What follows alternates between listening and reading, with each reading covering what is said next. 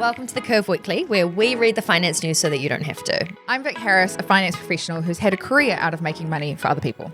And I'm Sophie Hallwright, ex-TV radio producer who was sick and tired of not knowing anything about how to invest. So we made this podcast. Coming up in today's episode, we talk about lots of things happening in the media space. We talk about Spotify, Netflix, and a global first ban in social media. But there is one company that has dodged the bullet. Can you guess what it is? Moving into the luxury space, there's finally some movement happening with some pretty massive brands buying other massive brands. So we'll explain what is happening.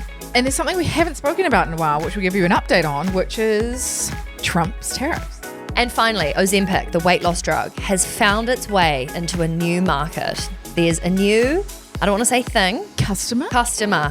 And actually, one of those customers is in the studio with us right now. So if you'd like to watch this episode and see who that is, click the link in the podcast show notes. But before we get in, Soph desperately wants to talk about her dating life. I do not. This is not making go. the cut. This is not making the cut, guys. We're speaking off mic about how Soph's been invited away for the weekend. Oh, this is not going on the podcast. There's no fucking way this is going on the podcast. No. She's been invited to his house in Devon. This is not going on the podcast. I'm being fully serious. Emily, our producer, was like, oh, lots of lovely people come from Devon. And I was like, perfect, you must be lovely. And then we were like, what's the equivalent to New Zealand? And we were like, oh, I reckon Hawke's Bay. Would you agree? Hawke's Bay, okay, it's like a part of New Zealand that just, I don't know what it is, but cool hot people come from Hawke's Bay. Yeah, and it's got vineyards. It's a universally great area, really cool to live in, but just everyone from there is awesome. Yeah, like if you were like, oh, I'm dating someone from Hawke's Bay, everyone's like, oh, nice. Yeah. Great. Yeah. You hooked a good one. Yeah. And I said, I was like, well, I nearly came from Hawke's Bay. No, you didn't. I did. You're an Auckland girl. No, I know I am now, but my mum and dad met in the UK, and dad got a job offer in Hastings, which he thought was Hold on. So they met here. So your mum was from New Zealand. So Eileen, off she trots on her overseas adventure where the pound is 3 times more than the New Zealand dollar. Very and she smart thinks, woman. I'll be going over there to get some great money to send home. So she goes off to the UK. Yeah. And she met your dad where? He was actually they were on a holiday. Where were they? Oh no, this is a story that I must know. I don't know. Was it like a big party house or something? No, they were traveling. Yeah. And dad was hooking up with her best friend. Don't you reckon when you hear stories like this, you forget your parents were kids doing exactly the same and shit? the friend had a big night and ended up going home early and comb it out. And mum and dad hooked up. That's quite shady from Eileen. I was like, mum and dad. And then they end up traveling together, just going off the two of them. This guy that she'd never met. And I was like, she ditched mum. her friend. I was like, mum, if I did that with the guy that I'd just met, you would be like, come home now. Like there would be no way you'd let me travel the world with a guy like that I'd just anyway. Also, your poor friend that's gone travelling with her. It's so funny because dad's like, it's not like that. And mum's like, yes, it is. It's quite funny. So funny. Yeah. Oh, that happens a lot when someone hooks up with the wrong friend first and then has to backtrack. But also now they're obviously, happily married still and nearly 40 years later. Hopefully the friend's over it. Yeah, but I mean, I don't know if I'd be friends. Yeah. If I'd literally planned a big OE trip, which by the way, back then would have been so expensive and so far you had from to home. get on a ship to come over here kind of thing. And she, her friend, let's say Sally, she's very excited. She's met this man, Ian. Oh, fun, we hooked up. And then she wakes up the next day and her friend she's traveling with has hooked up with him. I know. And then ditched her and gone traveling with him. Got it. Quite good. Anyway. That's a good story. Sorry, wait. The whole point of this was... Yes, was that I could have been from Hawke's Bay. So dad got this job offer in Hastings. He was like, amazing, Hastings. There's a Hastings in the UK. There's also a Hastings in New Zealand on the other side of the world. So he accepted this job and then they realised, oh, it's Hastings, which is by Hawke's Bay. So anyway, yeah. So you're cool and hot is what we're getting at. Yeah, thank you. Yeah, that's where I was getting it, but I didn't want to say myself, obviously. Yeah, nice. Yeah. Okay, so we've had... Oh my God, it's Spotify Wrapped Week. It is. We were going to share what our... No, we're not. No, we're not? No. Oh, because you don't want to talk about yours. No. Really? Is that bad? Yeah. Oh no, really? I actually haven't even looked at mine yet. Do you know how many brands I have seen are doing Spotify Wrapped versions now. It's It crazy. is the most incredible marketing ploy that's ever been thought of ever. It's free marketing for them. Everyone's sharing their Spotify Wrapped as an advertisement for Spotify. It's great. I got it. Listening stats. Oh no. Top song. Oh shit. I've listened to that a lot lately. What is it, Olivia Dean? No, Taylor it's Swift. actually Wishlist Taylor Swift. Wishlist. Yeah. Interesting choice of song. You don't like it? No. Really? I would. Oh, yeah.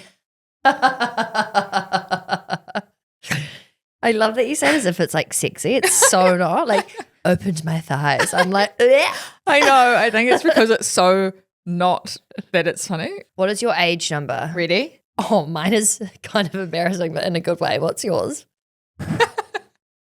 So much worse. I literally looked at mine and I thought, shit, yeah, it's younger. But am I proud of that? But mine's 28. I know. I'm like, Vix is 21. I'm like, mine's 21. I'm like, what? 21-year-olds listening to Olivia Dean? Wait, hold on. You know, Justin That Bieber, is Taylor Swift. I'm like, oh, so okay. good, Vic. You've got a 21-year-old So listening to bad. it. I'm so here for it. We're youthful. So funny because on the way to work today, I was like, right, Rod Stewart, Elton John. I'm I need cool. to change this for next year. I was like, God. Oh my God, that's so good. I must say, this is the best it's ever been. Like all the like fun Yeah, docs yeah. and shit. Like it's so cool. So apparently this was the idea was created by an intern back in like 2016. So, and now everybody is copying it, like clothing stores being like, this is rap. This is what we've sold this week. Like it's crazy. it's quite incredible. Yeah. I don't know if I've seen that many other examples of this where there's a Yeah. brand that's created something that's for marketing purposes, but it's been taken so it's like a cultural phenomenon now. Every year people look forward to their Spotify Wrapped. Yeah. Well, look forward to maybe is a little bit dramatic, but everyone knows it's that time of year. Like content calendars, content creators are planning. How do Yeah. I repurpose our most sold top for the year and our blah, blah, blah. It's probably a great time to thank our audience. God, yeah. Gosh, we had our creator stats come through. Oh my goodness. It was like, Far out. It Yeah. was so amazing. And also just everyone that's shared their story or like shared to their friends. Podcasting in general is, sure, you can try and market your podcast, but really word of mouth is the only way that actually gets new listeners and that people trust their friends with recommendations, whether it's a show on Netflix, Yeah. it's a show on Spotify, it's a vitamin brand that they love. The best marketing is word of mouth. And if you guys didn't talk about it with your friends or share episodes with people, we wouldn't have seen, we've seen such incredible growth this year. It's amazing. So yeah, thank you. And to everyone who shared it on their stories, I was like, cute. yeah, I love that. So nice to see. I think the thing for me from our Spotify Wrapped, the curves, was the reach. 95 countries. I was like, is there even that many countries in the world? Wow. 95. Yeah. Okay, so top 3 countries, New Zealand, Australia, the UK. What was the lowest country? I want to know where it was. Paraguay. By Uruguay. Paraguay. Paraguay's in South America. That's amazing. By Brazil. Oh my gosh, that's so cool. I want to see the UK getting bigger. Same. I want to see the UK. Number 1 even. Yeah. Oh. Better than Australia. Oh, yes, I definitely want to see it better than Australia. I agree. Come If you on, are listening to Brits. us from Australia, we love you. Yeah, we love you. Sorry. We really do love you. But is anyone listening in the UK? Can you? That's a Kiwi. Can you share it with your Brit friends? Yeah. We need you to be our curved eyes and ears. What am I looking Also, for? Oh, do you know the New Zealand accent? Yes. I was just going to be like, the accent can be quite jarring for some Brits, I but reckon they like it, don't you think? Or what? the New Zealand accent got rated the sexiest accent of the world. Are you I know. kidding? Hello. Of all the things you could have said, hello, not sexy. Shit, that's I funny. know. Oh my god! I was like, thank goodness for being Kiwi. oh my god. Yeah. Put that on your Hinge profile. Well, sorry, but talk about we're on a podcast I and know. we have the sexiest accent in the world. I know. It's just a shame there's Share us around. 90% females listening to the I know. podcast. But yes, yeah. Holy yeah. shit. Emily, can you cut me some cut downs of me talking that I can put on my Hinge? Hello. Just from different angles. Hello. Hello. I love that. Anyway, Point was, if you're in the UK, can you Yes. send our podcast to your friends and not New Zealand friends? I mean, fine. New Zealand friends will take any promotion at this point, but particularly UK people, we need to pay start. it forward. send your friends the sexiest voice in the world. Exactly. So anyway, Spotify has actually done really well this year. It's up 23%, its share prices, which is great. They're actually raising their prices as well, which is fantastic. But fair enough, when you add features, like if the price stays the same, but you continuing to add features, it's essentially getting cheaper. Imagine raising the prices for 500 million people. You just put it up like $1, not even. That's 500 million added to your bottom line, as they say. The bottom line. That's what Apple does with its iCloud storage. Like, all those subscription services, Netflix, like you add tiny little increase when you've got millions of users. Straight to the bottom line. Okay, I'm just going to butt in here quickly. It's Vic, by the way. We're about to tell you a news item and go into a lot of detail. But unfortunately, or fortunately, we've had an update on this news item, hot off the press. So I just wanted to preface this and jump in with a bit of an update. And it's all around Netflix and Warner Brothers. So we, as you'll hear soon, are about to talk about this possible deal between Netflix and Warner Brothers. So Netflix buying Warner Brothers. But we've just found out literally half an hour ago that they've actually bought the entire Warner Brothers business for about $80 billion.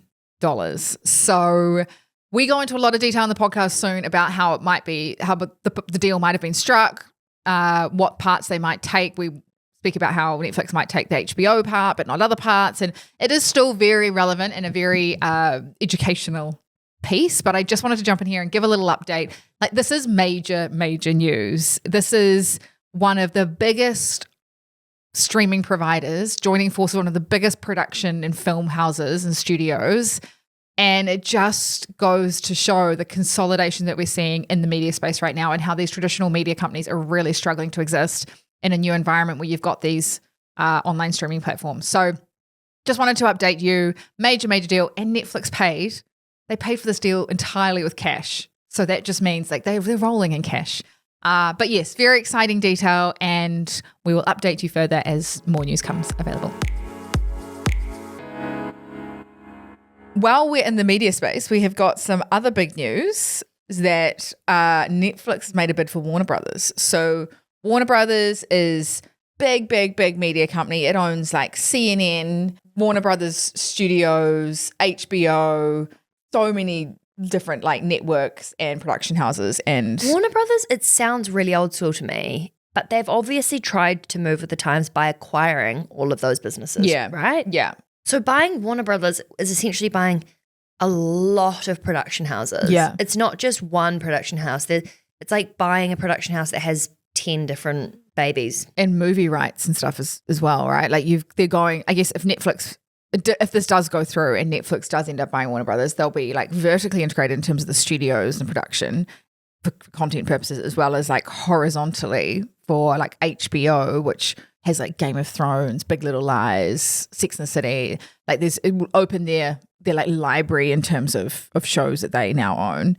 But also like they can save costs on the like content production of those new series and stuff. I think that they will only purchase a small part of it. I think they'll only be able to purchase a small part of it because there's like regulatory kind of competition watchdogs that are like, no, hang on. If you own a big part of the media space, then you could charge $50 a month for your Netflix subscription and people would still have to pay it because there's nowhere else to go. So there's like competition watchdogs that make sure that deals like this are still favorable to the customer at the end of the day and still have like space for competition. It's kind of like when you've got so much pricing power that you could charge that because there is nowhere else to go. So if we wanted to watch movies, we would have to go there. Do you know? Like it's like if you want to go to the supermarket and you need bread, but you only have one place to buy bread, where you're forced to pay £50 a loaf. And yes, there'd be people that are like, screw that, I can't afford to pay that $50 a month or whatever. But when you're kind of, I guess, 5xing the price, you can afford for those people to drop off and you're still super profitable. And but supermarkets is a big one, particularly in New Zealand. We've got kind of two big supermarket chains and there's always backlash in terms of like the prices that they're charging, the profits they're making, and we can't go anywhere else to do our shopping. Same in Australia, you've got Coles and Woolies, like they're always in the media. I'm surprised Boots in the UK, Boots pharmacies are not that. Because for anyone that doesn't know, Boots is this ginormous chain of chemists here, really. I feel like it doesn't leave a lot of space for competition. I would mainly go to a Boots for anything. So what does it mean? What does it mean if Netflix actually does buy Warner Brothers? And would they buy, were you saying they would buy a part of it? They wouldn't buy all of it? I think there'd be things that what we just talked about in terms of what they could and couldn't purchase. And yes, there's probably enough streaming platforms around they could buy HBO, but whether they could go more into the traditional media space and start buying up studios and production houses and all of that and film content could be a bit more of a question mark. So it'll probably get split up. Warner Brothers will probably get split up. Isn't that quite shit for Warner Brothers? You know, isn't it like, here are my 4 children. Oh yeah, I only want your cute young one. And then you've got these awkward 3 kids that you don't know what to do with. Like, is it, when you're a public company, all investors want is their share price to grow and the value of their investments to grow. And Warner Brothers hasn't been doing well. If chopping it up creates value, then the shareholders will be all for it. So interesting. And sometimes it does, right? Because you might have this really good performing asset that gets shadowed by all these other terrible performing parts of the business. So when you do actually break up businesses, it can lead to increased value. And this is when we've spoken ages ago about spin-offs. You know, I was literally just thinking that. I was thinking, you know, and there was an example that we used at the time. I think it was a drug store or something, but it was the idea that there was one drug or one part of the business that was doing really, really well.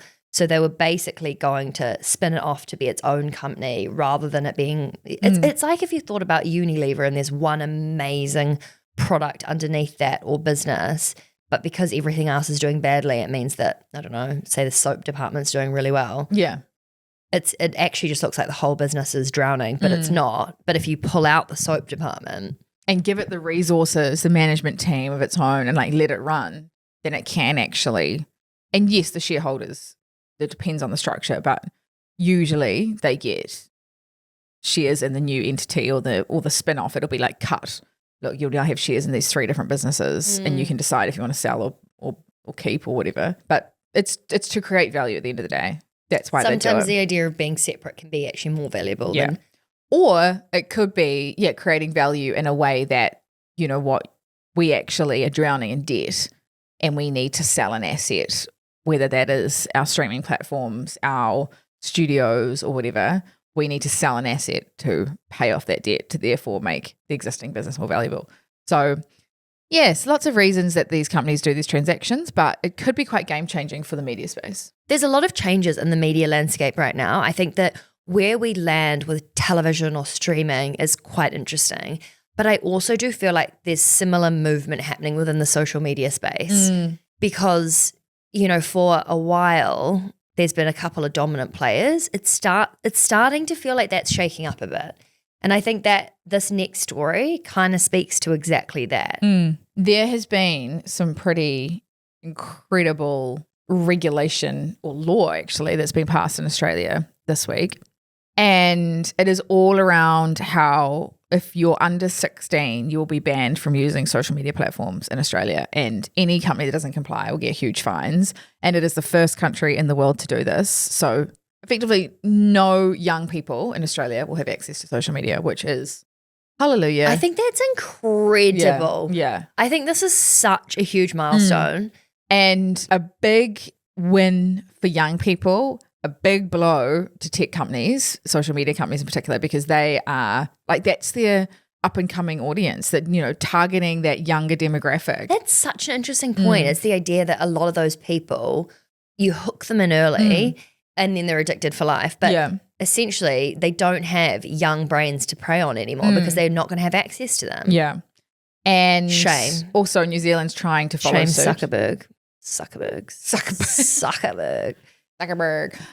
New Zealand's trying to follow suit. We're trying to implement this as well. Oh, yes, the Before 16 campaign. Before 16. For anyone that wants to or thinks that this is an amazing idea and wants to sign a petition and be involved, there's this really amazing campaign called Before 16. We'll link it in the podcast show notes like if you want to find out. Before 16. Yeah, like as in not before 16, but it's very cool and hip. It's the B. Really? The 4, the 1, the 6. Because I guess it's amazing for New Zealand to see Australia do this because we're so close, right? Yeah. you know, if this was happening in Paraguay, then New Zealand may not. It might be a harder sell to the New Zealand government. Yeah, I hear you, yeah. So back to social media. We are glad there is a ban for under 16-year-olds, as everybody should. And yeah, I think it's a great thing for society. And poor thing, it might hurt the social media platforms a little bit. But the one thing people have said as a counter to this, which I think is really important to keep in mind for young people, or if you're around young people, is the lack of connection to community. Yep. Particularly if people don't see themselves represented in their friendship groups, their schools, their communities. You know, there's obviously in some places a lot of lack of diversity, and being able to have connection online with different communities can be life-saving for a lot of young people. So I think that there has to be communication and help to connect them in different ways if it's no longer going to be online. I think that's really important. One platform that managed to not be looped in with this ban for young people is Pinterest. Pinterest has had a bit of a, I guess, identity refresh. Like, it's really struggled as a public company, but recently it's had a new CEO a few years ago now. And his whole thing was around positioning this social media platform as not your typical social media platform. He wants the goal to be, when you're on Pinterest, to make you feel better after spending time on their platform, not worse. And he wants to get rid of this kind of enragement equals engagement. Like, he wants to get rid of that. Do you know what I'm sick of? I am sick of the enragement equals engagement. Yeah. I just get so sucked into it. And it's just like very discombobulating. I think that there's a lot to be said for creating content that makes the world a better place. Totally. To create a sense of community, to make, and I do think that's what podcasts do too. I think people go to podcasting to learn, to feel connection, to better themselves, blah, blah, blah. Yeah. I think that the fact that Pinterest is trying to do this is probably the only or one of the main social media platforms that is doing it differently. TikTok, I would say, is more educational, and there's definitely content on there that can be helpful, but you can easily get sucked your algorithm into like some weird stuff. Yeah. But Pinterest has also been one of the only platforms that has managed to age down with its content and with its offering. Like, if you think Facebook, you know, absolutely not. Like, good luck trying to bring that back into Gen Zs and younger. TikTok has really, you know, nailed a certain demographic. So has Instagram, so has WhatsApp. Like, they've all kind of had their niches, whereas Pinterest has now got over 50% Gen Zs on its platform. That's incredible. And so if you'd said that to me 2 years ago, I would have said there's just no way. Pinterest is so uncool and no one uses it. Yeah. But when we were speaking about this yesterday with the team, Lucy, our social media manager, was saying she uses it a lot for fashion stuff, for ideas, and that it is more of a enjoyment scroll rather than like a doom scroll. Yeah. I don't know what's about it, because it is inspiring. Like, it's aspirational, it's inspiring. Like, the content that you see on there is beautiful and it can be useful.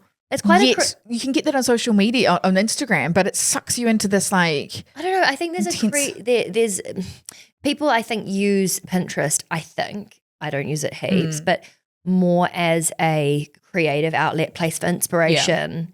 And because you actively know that that's the place that you're going for it, you probably get what you need, and then you can get off the platform. Yeah, it's not. I think you open up every other social media account and your head just gets sucked into your screen, and 5 hours later you're like, what just happened? And their whole ethos is to try and keep you there for longer and like feed you more stuff and create that kind of hamster wheel. It's like you're constantly searching for the dopamine. Kind of, there is so many social media platforms, right? And like the audience is so segregated now as well. You've got older people using Facebook, you've got younger people using TikTok, you've got millennials using Instagram. Now you've got Pinterest for like even younger. I also think LinkedIn has become the dark horse.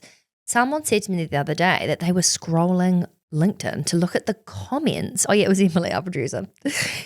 I mean, just scrolling LinkedIn. I'm sorry, are you looking for another job? Yeah. I'm like, alarming. What were you doing on there? No, but people go to search. Just check if she's updated her profile. Shit.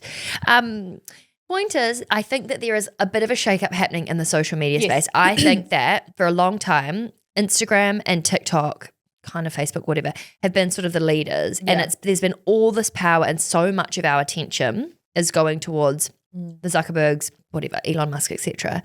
Now it feels a little bit power to the people-y. You know, the fact that there's other places people want to spend their time and give their attention, that's not just those platforms, I really like. Feels positive to me. Does. There's hope. There is hope. 2 other quick headlines. Prada has bought Versace. This is a pretty big deal because we spoke this time last year about how Tapestry, which owns Kate Spade and Coach, had made a bid to buy Capri Holdings. Now, bear with me because we're getting to that. Capri Holdings owns Versace and a few other brands. Anyway, we were talking about the competition watchdog, like that got vetoed. They were like, no, that's the coming together of too many brands in the luxury space.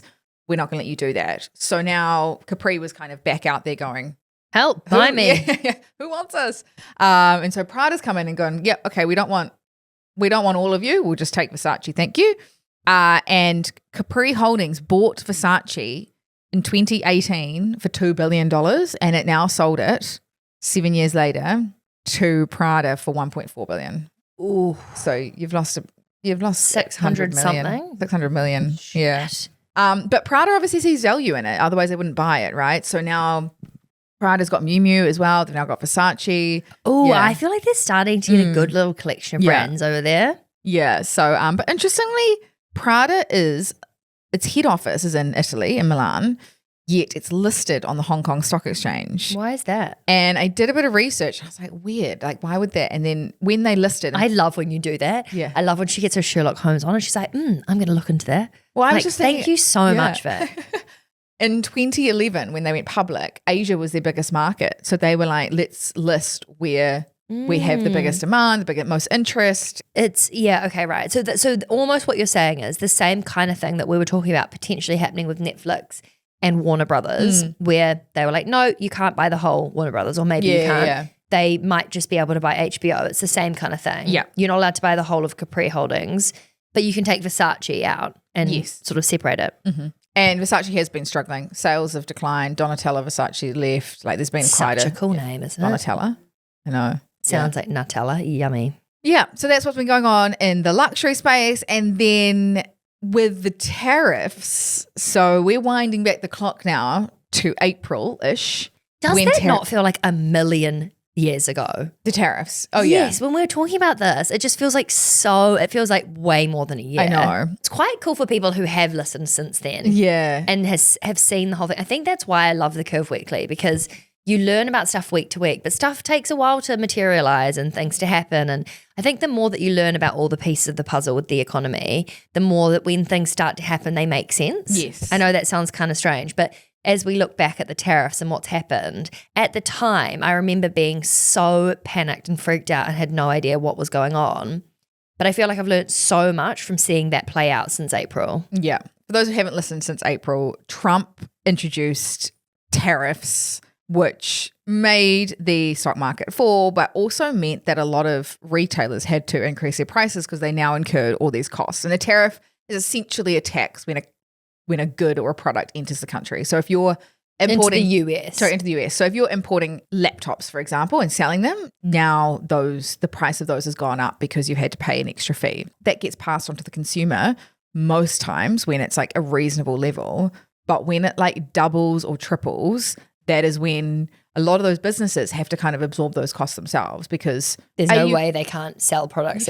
But also when they change all the time, which they did in April, there is, businesses can't change their global logistics that quickly. And anyway, it was a whole kerfuffle. And now what a stress, sorry. All those businesses that had no idea what they were doing in terms of where they should manufacture, where they should sell, how they price things, that would have been one of the hardest years to be in business. But also remember that Trump was like, I'm going to introduce these 100% tariffs. And then at the 11th hour, he was like, just That's joking. Right. What an absolute. You would have gone to all of this trouble to implement that and change your prices and change your logistics or find alternative logistics, or manufacturing facilities, only to then have to unwind all that. Like the cost, even just the people cost of having someone internally manage it. Anyway, the distraction, all of that. So anyway, there is now a bunch of companies that are suing the Trump administration. Stop it. For introducing these tariffs because there's a process going on in court right now that could deem them to be illegal. So there is a whole bunch of companies that are lining up for refunds should these tariffs be deemed illegal by the Supreme Court. So, and all the companies, or most of the companies, are either in Democratic-led states or have a very Democratic-led CEO or leader or anyway. So it's just quite interesting to see how kind of corporate America is now also dividing in terms of its political stance. And yeah, but I think it's a great thing if it comes, I mean, the likelihood of it coming to fruition is pretty low, but I just think it's you've got to take a stand on these things and be like, you can't just sit in power and do willy-nilly what you please. Like there's repercussions. There is legal limitations of what you can and can't do. And this was one of them.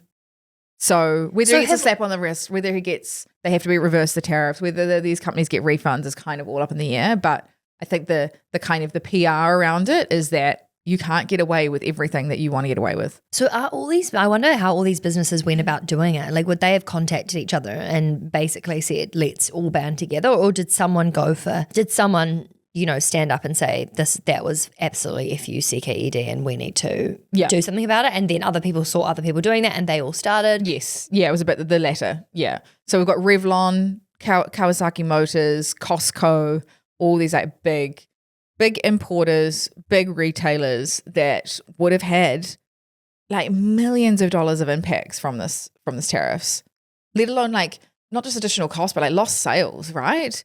If you're going as a customer to buy a laptop and it now is double the price, you walk away. Like those lost sales for these companies as well. This year, what has really hammered home to me is the outrageous connection between politics and the economy. And I think this year, well, it feels like maybe it's just because I, have all of a sudden started taking part in these conversations, but it really feels like this year has been an example of that to an absolute extreme because of Trump and because of what he's been doing in government and how that's been directly and indirectly impacting not only the US economy but global businesses all over the world. His sort of political agenda, there was obviously an agenda behind the tariffs. Yeah. But the flow and effect from that, like his campaign and what he was saying and then retracting it at the ninth hour or whatever, had so much impact. It does feel really irresponsible and unfair on all these businesses. Yeah. And I think the fact that they're almost revolting against it and him and saying, you can't do this. This is impacting, I don't know. It's also like trade policy can only go so far. You can't, like tariffs should not be a political bargaining power. Do you know what I mean? Like it should be used to, I guess, even out like manufacturing. And I get it like to a point, but like putting on 100% or 150% tariffs is outrageous. So this is super interesting. Going to be repercussions. We'll keep you updated. Yeah, I wonder what's going to happen. And lastly, there's a new drug coming out, Soph. Miso, hide your ears. Oh my God. Okay. Block your ears, Miso. But you wouldn't need it. Well, she kind of might though. We were talking about it this morning. She looks a little bit rounder. She's got fur, Sophie. Okay. There is. Vic and her dog, it's like honestly like her child. Yes. She's blind to anything Miso does wrong. Miso does a poo in the center of a co-working space and Vic's just like, love you. She does. She did. Absolute yarn. She did. And Soho works. Remember, she just did a poo on the carpet. That was not her. It was her. Someone in our team saw her do it. That's what I mean. But like pretending shit didn't happen. She's like in total denial. Yes.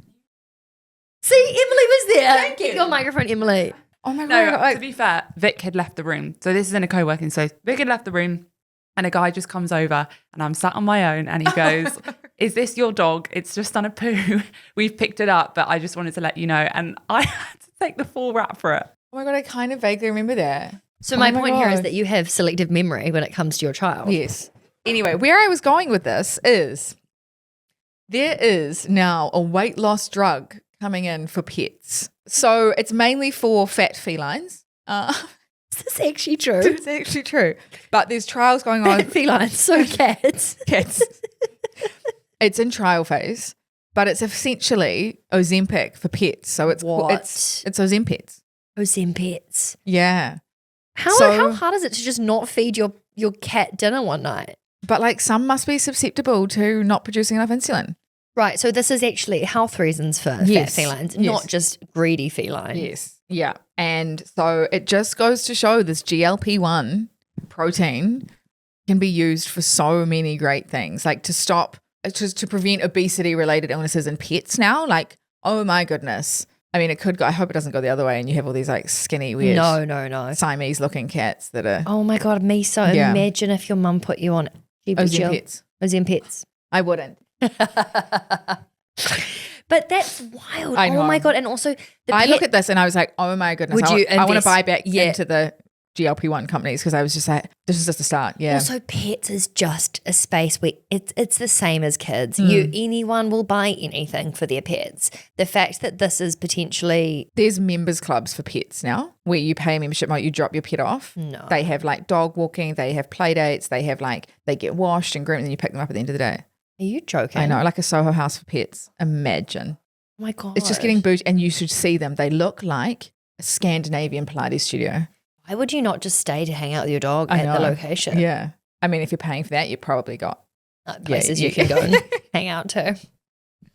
Yeah, anyway. This is huge news. The pet space, I think, it's so interesting. I find it incredibly interesting. There's so many trends that feed into people having more pets, spending more money on pets. You know, you've got a society that's more affluent. You've got a society that's having less children.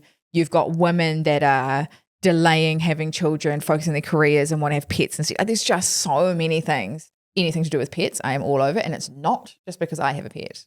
No, I definitely agree. And I think that there's this huge wave at the moment that Aging I'm noticing. demographic, you've got people living longer, therefore they want pets as companionship. There is, She's an investor. Yeah. She's an investor. We do actually have an amazing interview coming out this week with Mia McGrath, who is a Gen Z, UK-based, absolute financial genius, in all honesty. She's so clever. She really, off the back of Black Friday, just quickly, I know that we decided not to talk about that in this podcast because we're just absolutely inundated with Black Friday, how to deal with it. You know, it's just everywhere online. But one of the things that she shared, I mean, there was so much gold in this interview, but one of the things she shared was the idea of gamifying the way that you think about spending with things like Black Friday sales, because this is this big orchestrated marketing campaign rather than thinking about, and actually maybe we should just play a clip rather than me trying to explain it. A lot of these things are designed to kind of get you. So I try to see any kind of marketing or sales or like any kind of email newsletter. I just unsubscribe from it because at the end of the day, you as a consumer, you might want things and you might find value in those things, but at the same time, like how many of those things just end up collecting dust or end up in a bag somewhere? It's always like the big companies that are winning. So I try to make it into a game, and I just think if I have bought something, like I've lost, not in a bad way, but it's just like, you know, even on Black Friday, everyone thinks, oh, I got such a good deal, but you didn't, because that was all orchestrated for you to buy something. The easiest way to do it is to just think of it as a game, and each time you don't buy something, you've won because you've seen behind the clever marketing tactics, and you can then put that money aside for your future. So that episode's coming out this week. Definitely recommend listening. She was, I need to completely scrap my entire budget and start again after listening to her speak about how to prioritize what you spend and how to invest. So yeah, that will come out in a couple of days, and we will see you next Monday for the Curve Weekly. Last Curve Weekly of 2025. Have a great weekend. Have a great weekend. Not weekend. Have a good week. Have a good week, everyone. Yes, have a good week. And thanks again so much for listening. We're very proud of our Spotify Wrapped. Thank you so much for listening to the Curve Weekly. Make sure you hit the subscribe button to stay up to date with all the money, biz and stock market news. And if you like what you heard, we would love a review. Thank you. Yes, we would love a review. But if you did hate it, please, don't leave one if you hate it. No, but in all seriousness, could you please leave a review? Because it really helps other people find our cute little podcast. And we hope you have a good week and see you next Monday. Bye. Bye. Sweet. Yeah. See you next Tuesday. Lol. See you next Tuesday. I mean Monday. No, actually though, new episodes out every Tuesday. Okay, quickly. The Curve was created to empower and educate you about investing, but we are not financial advisors. Our platform exists for educational purposes only, and it doesn't provide personalized investing advice for your individual needs and should not be relied upon to make an investment or financial decision. And always remember to do your own research before making any investment or financial decision. We're here for any knowledge and support you need, but the final call is always yours. And thanks for being here. You got this. Yeah, we know you got this. So many people just coming out and saying, I've got Miso's butt in my face right now. Talking about it smells. Don't. Darling, down. I'm so embarrassed. Her face. Don't. We have to end this podcast.